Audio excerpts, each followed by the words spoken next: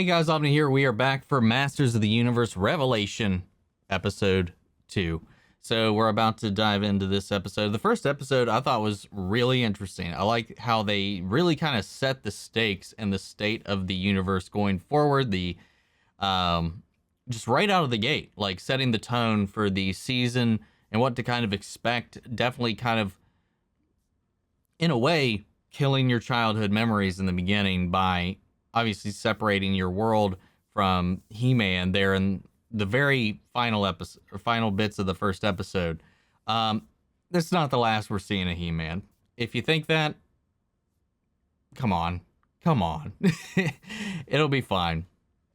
We still have a part 2 to come out as well. So I've already seen a lot of people start to like gripe about the series, and it also maybe kind of like apprehensive about even covering it, but I'm just going to do it anyway. I'm going to get through it. And I know a lot of people are just up in arms over the first episode alone.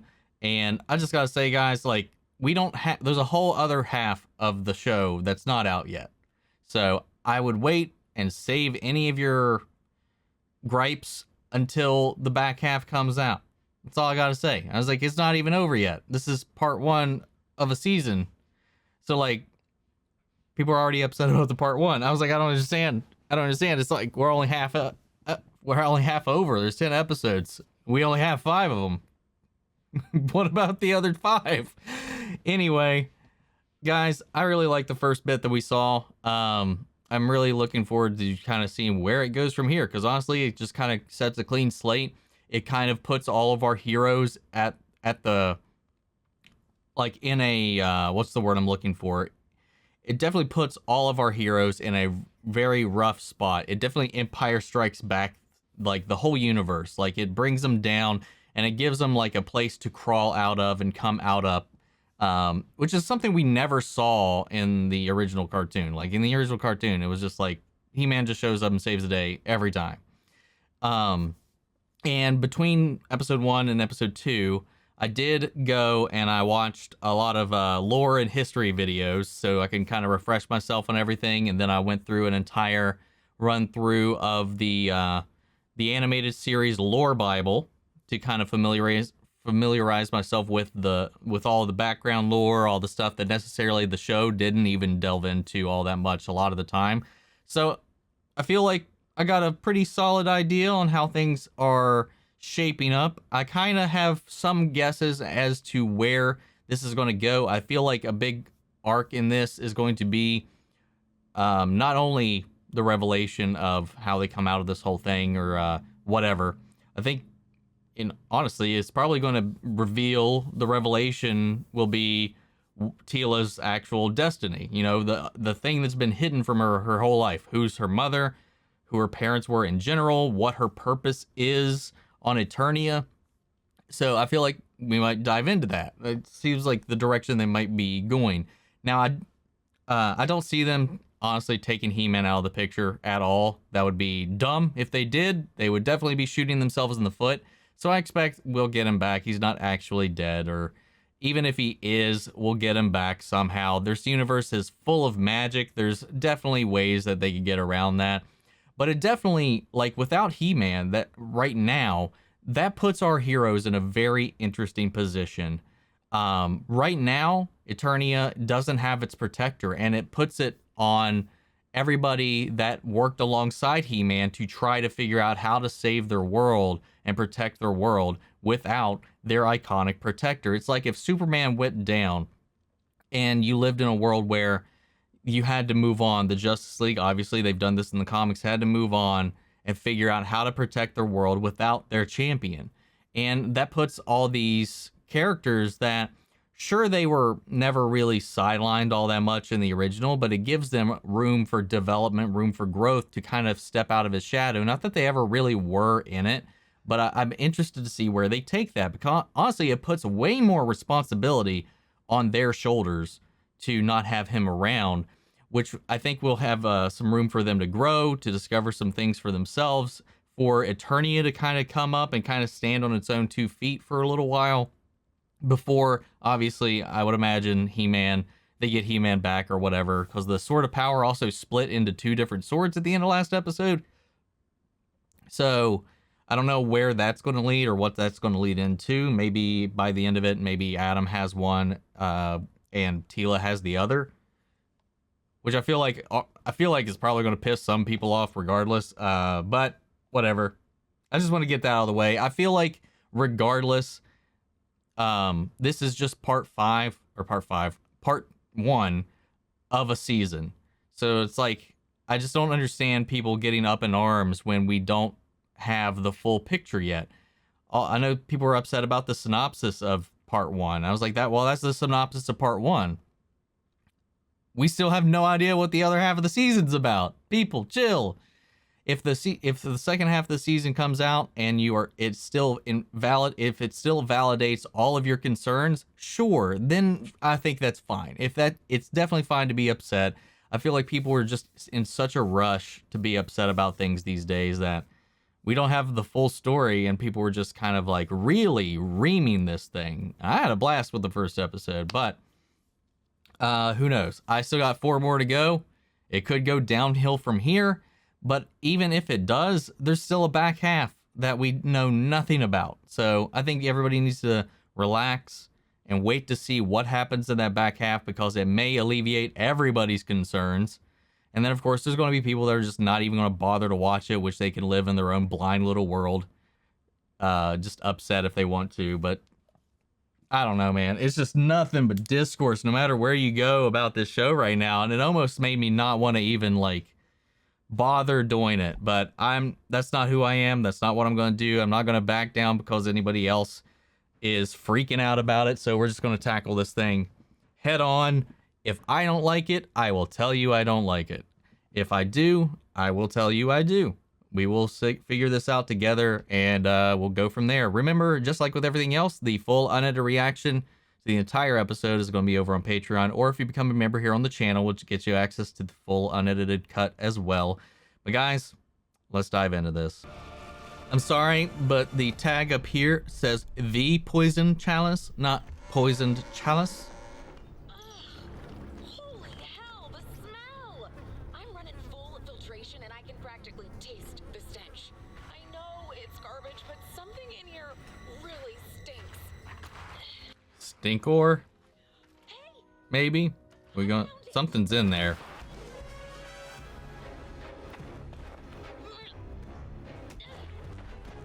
Get your soap stinking fingers off my merch, you dirty merc!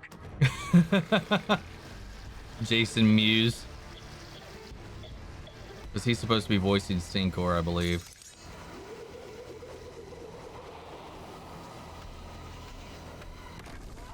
You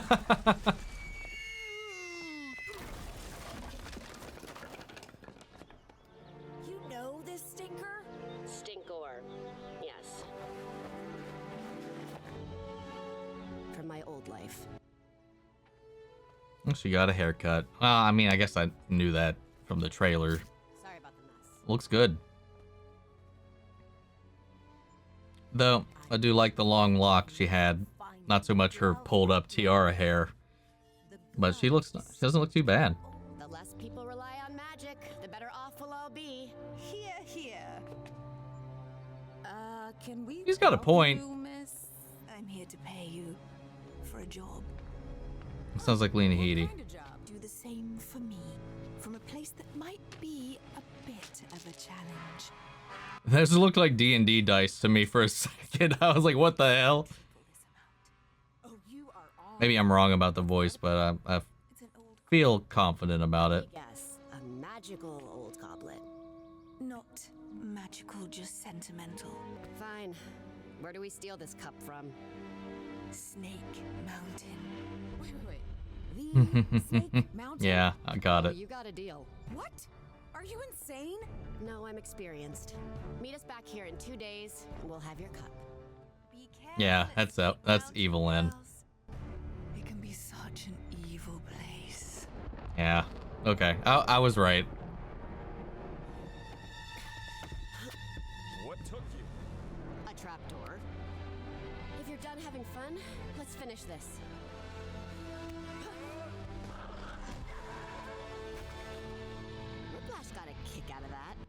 I'll go if you go.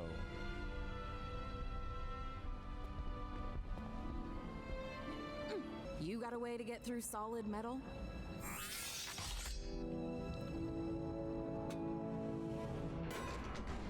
Snake Mountain has but one weakness. So start digging.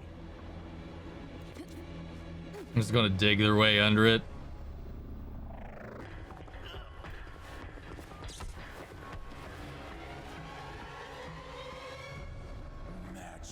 Well, that was easy. The flesh is weak, but not the machine. Motherboard is forever strong. Excellent. Glory be unto we who live and diode in the mighty Diode. motherboard. God.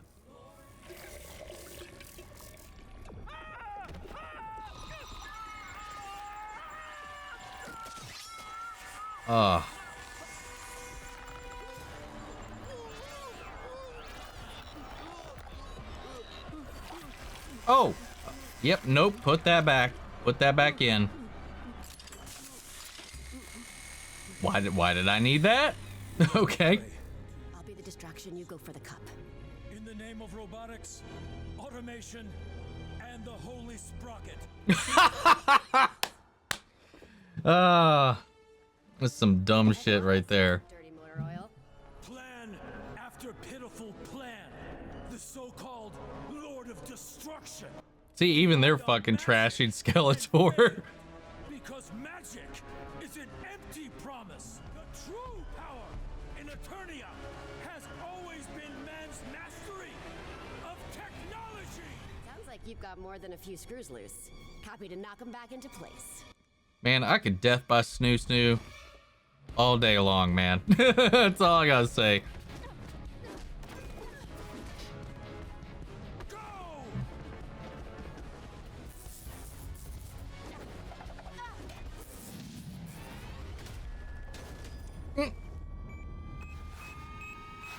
Come on, guys. You need unagi.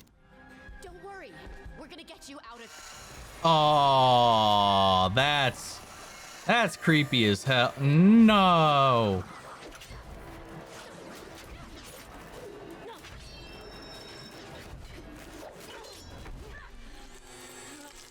Oh, ew.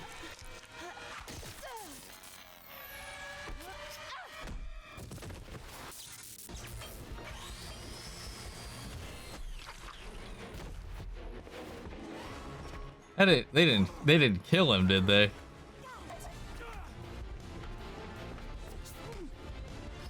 I really like the music in this show.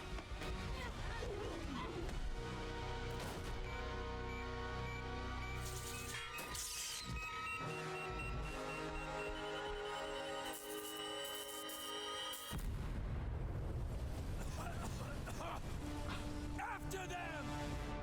Well, shit, dude. Shit, dude. Tripled our monthly income and foiled a couple of mechlomaniacs.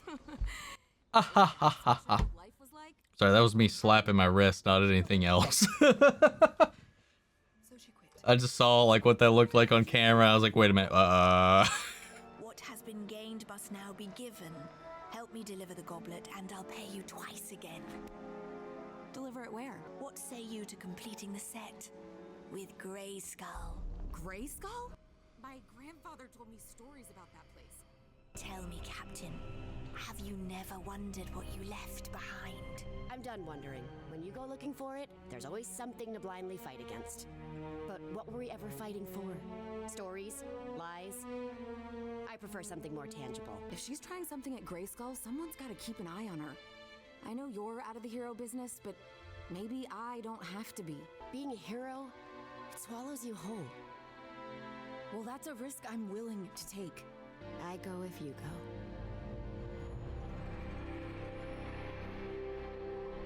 After the final battle, the king decreed the castle a forbidden zone. Oh, wow. I think it's time you tell us what you really want, evil-lyn. All right, well, at least they weren't fooled by it for long. Havoc staff.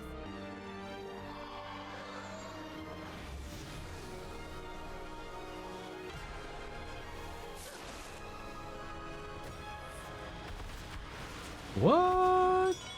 Cringer? I made this wretched journey to strengthen your sorceress. Why would you ever help the sorceress? Because I asked her to save the last ember of true magic left in Eternia.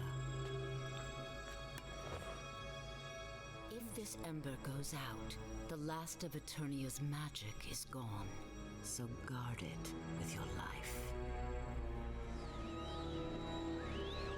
Oh, wow. Magic gave birth to Eternia, the nexus of all space and time. Now that the sword's gone, the magic is gone with it. And without magic, Eternia Because will the sword was like the die a conduit, haunted houseplant. wasn't it? And as goes Eternia, so goes the entire universe. So you must find the two halves and use the ember to reforge the sword of power. Am I crazy, or are they sending us to heaven and hell? You people never change. I built a life of truth, away from magic. And now you want me to save magic? Yes, Tila. I mean, if you don't, you die. Don't you understand? I am done with all of this. Then you and everybody will die. Everybody. Like, Let this crumbling castle keep its dead. And let all their selfish secrets die with them. and all the innocents that have nothing to do with this? Like, I get she's mad, but like, I feel like she's not confronting the why. Do you think Adam would have made the sacrifice he did if he didn't know that you'd be here to protect Eternia when he was gone? He trusted you with more than his secret. He trusted you with Eternia itself. I may have known Adam's big secret, sure, but you knew his heart. I wasn't eavesdropping. But for the record, totally with the green cat on this one. There we go. Okay. That didn't last too long, at least. There's somebody else we're gonna need. I know of only one weapons master on the entire planet with the skills to reforge the Sword of Power. Man at Arms.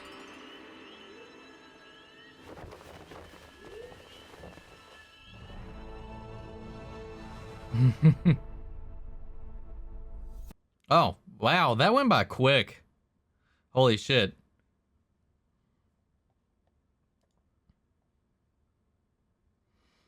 That was a good episode. I feel like we didn't like linger on Tila being all that upset for that long. How much time passed? Did it say? If it said, I missed it. Like, how much time passed between when Adam died and Tila, we show up and meet Tila here? I don't know, man. Either way, I really like that. I do understand why she's upset and all this stuff, but I'm like, she literally had like a giant PowerPoint presentation of magic equal life and no magic equal all die. But I'm glad Cringer kind of got through to her, because honestly, like right now, I understand her pain. It is, and sometimes anger, frustration, and mistrust can lead you down a path of like irrational fear, like Cringer said, or doubt or mistrust to avoid getting hurt again. Like, I get it. And she kind of went the whole other way. Like, I completely believe in Tila kind of going the direction she did after what had been revealed last episode. Evil-lyn, like, helping and giving magic to the sorceress was something I didn't expect. And I get it. Like, their goals are aligned, so I guess that lines up. That makes sense to me. You know, what was that? I think tri-klops, right?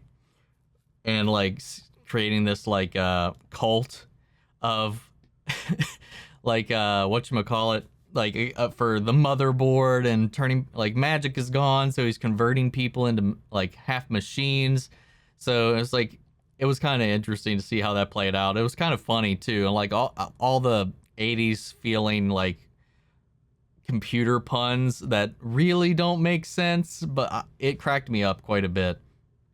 I like this episode. I liked it a lot.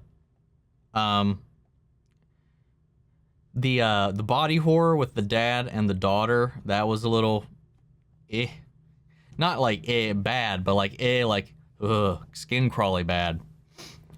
And then when the girl's head just twisted around, I was like, ah, no. Just seeing like, I mean, it's like seeing how desperate people are getting right now with the current situation, like with as Eternia is losing its fertility, its magic, its draw, its, you know, nutrition for everybody, its ability to provide for everybody that's living there. They're turning to these other sources.